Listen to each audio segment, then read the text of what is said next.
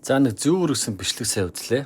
Энэ ганц 2 цагийн өмнө тавигдсан юм шиг байна. За тэгээд өнчүү хөлтөдийн талаар ярилцчихъя. За харж хандах хөнгөө учраас өнчүү хөлтөдийг за ингэдэг байхын шийдвэргээд хоорондоо ярилцж байна. За нэг 5 6 залуугийн дунд нэг хөөхөн суудсан. За хамтдаа сонсъё.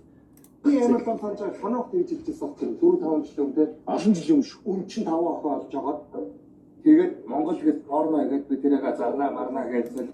За энэ захын хоёр тал сууж байгаа хоёр нөхөр 4-5 жилийн өмнө тэр хануу гэдэг энэ одоо 109 мянган дагагчтай энэ хануу гэдэг нөхөртэй 4-5 жилийн өмнө 5 өнчөө охин гэж юм. Тоогийн цагаа 5 өнчөө охин олж аваад Монгол гэр дотор кино том үний кино буюу порно хийгээд заруул өндөр ашиг олно гэдэг зүйлийг хоорондоо ярилцсан юм шиг байна.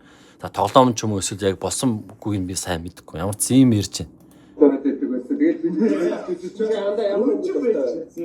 За тэгсэн чи энд нэг зах сууж байгаа энэ нөхөр штэ бүр ингээ даапалж ирээ зэ. Өнчин бахтай яахтай арайчтай ухааны юм ярьж байгаа юм. Өнчин хүүхэд хүн биш үү те энэ голис юм. Тэг бүр нэг юм өнчин хүүхдүүдийг бүр ингээ даапалсан. Тэгээ бүр өндөр харж хандах хүн гэдгээд байхгүй учраас яах нь бүр ийм бичлэг хийж ингэж зарахад хүртэл тэр хүмүүс яах нь хэрэгтэй байдаг гэдгийг мэдчихэж штэ ойлгож байна. Тэг ингээ 6 залуучуудын доо нэг хүүхэн суудсан юм яриад сууж байгаа юм зэ. Ноо гэсэн чи долларын хөшөө болсон байж одоо энэ Монгол гэрмэлтэй. Одоо гэхдээ ер нь за тэнгууд штэ Монгол гэрмэртэй ингээ нөгөө энэ яриагаа дуусгах чагтын дундуур нь цаана доллар ярьж байгаа юм зэ. Тэнгуудаа буцаж энэ хүний ярианд орж байгаа. Тэнгуудаа яах нь за сонсоорой. амар том зах зээл.